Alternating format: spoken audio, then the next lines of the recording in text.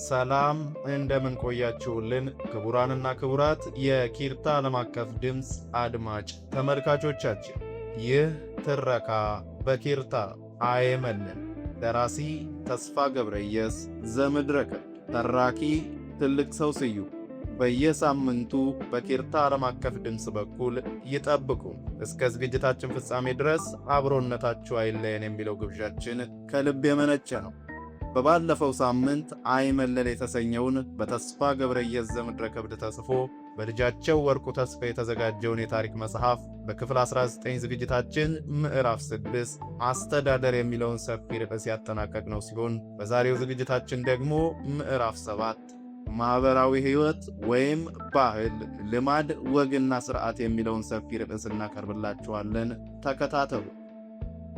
ምዕራፍ 7 ማህበራዊ ሕይወት ወይም ባህል፣ ልማድ፣ ወግና ስርዓት።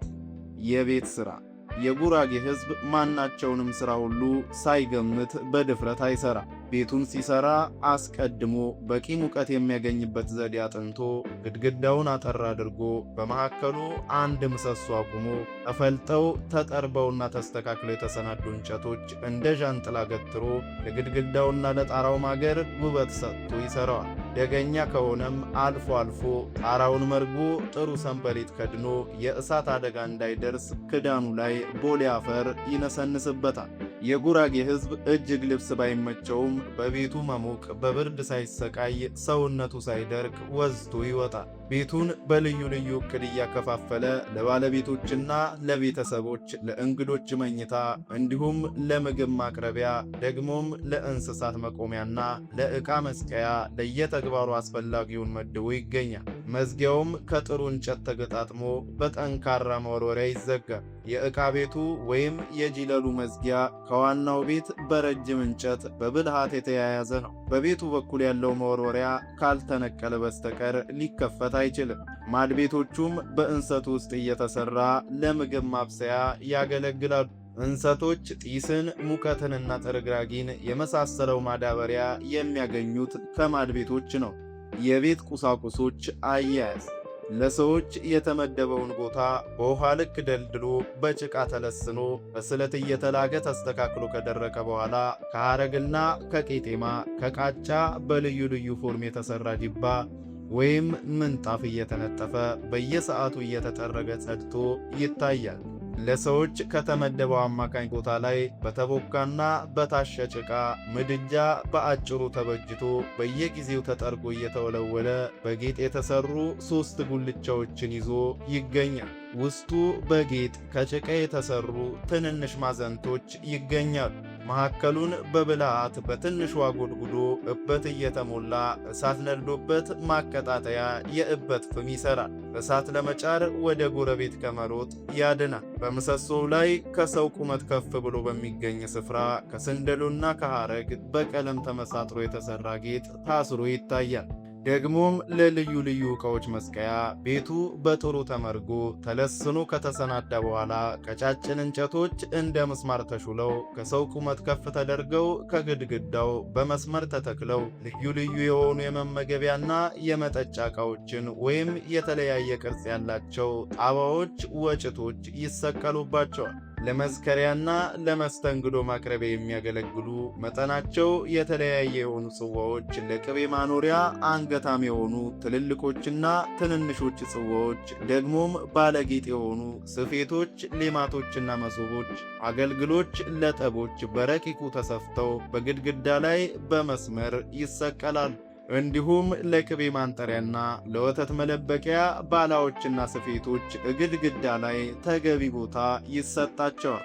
ለወተት ማለቢያና ማቅረቢያ በልዩ ልዩ ፎርም የሚታዩ ስፌቶች በደምና በላንቁሶ ወይም በሚያጣብቅ ሐረግ ተሟሽተው የመሳሰሉትን ሁሉ በየአይነታቸው ተሰቅለው ይገኛሉ።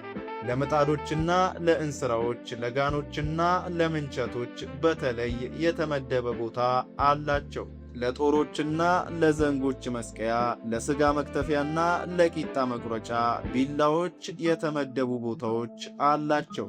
በረትና አጥር ለከብቶች መቆያ ወይም ማደሪያ የሆነው ስፍራ በድንጋይና በበሃ አፈር እየተደለደለ ወይም እንጨት ተጠርቦ እየተነጠፈ፣ ለሽንታቸው መውረጃ እንጨት ተፈልፍሎ አሸንዳ እየተደረገ፣ ከብቶች ወደ ሰዎች እንዳያልፉ የመታሰሪያቸው እንጨት እየተበሳ ረጅም መወርወሪያ ተደርጎበት ታስረው ይቀለባሉ። የሰዎችንና የከብቶችን ስፍራ ለመለያየት የቆሙት እንጨቶች በልኩ ተቆርጠውና ተጠርበውም ተልገው በጌጥ ተቀርጸው ምሰሶውን አቅፈው አግድም እስከ ግድግዳው ቆመው ይታያሉ።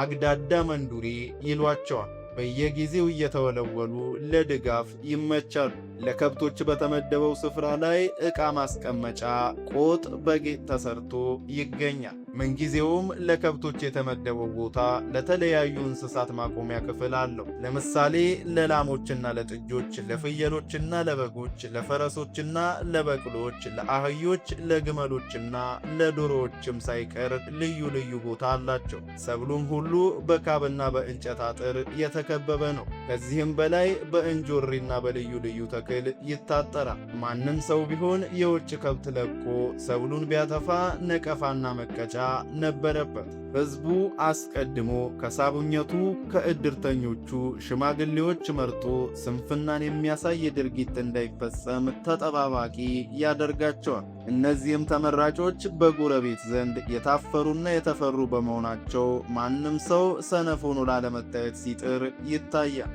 ጽዳት። የጉራጌ ሕዝብ ደጁም እንደ ቤቱ ከቆሻሻ የተጠበቀ ነው። የደጁ መውጫ በለስላሳ ሰርዶ ሳር ተውቦ ይታያል። የቤቱ ደጅ ግራና ቀኝ በልዩ ልዩ ልምላሜ እንዲዋብ ያደርጋል። በበጋም ቢሆን ልምላሜን አያጣም። ለሰዎች መቀመጫ በልዩ ልዩ ፎርም የተጠረቡ በርጩማዎች ወይም ወንበሮች ለቤትና ለውጭ የሚያገለግሉ ተሰናድተው ይገኛሉ። ለነፋስ መቀበያና ለአይን ማረፊያ በተለይ ልምላሜ ያለው ጥላ የሚሰጥ ዛፍ ቤቱ ከሚገኝበት አቅራቢያ ቦታ መርጦ ከየደጁ ያሰናዳል። ስለዚህም ልምላሜ ያላቸው ዛፎች በየደጁ ይተክላል። ይህ ቦታ ሁልጊዜ እየታረመ በጽዳት ይጠበቃል።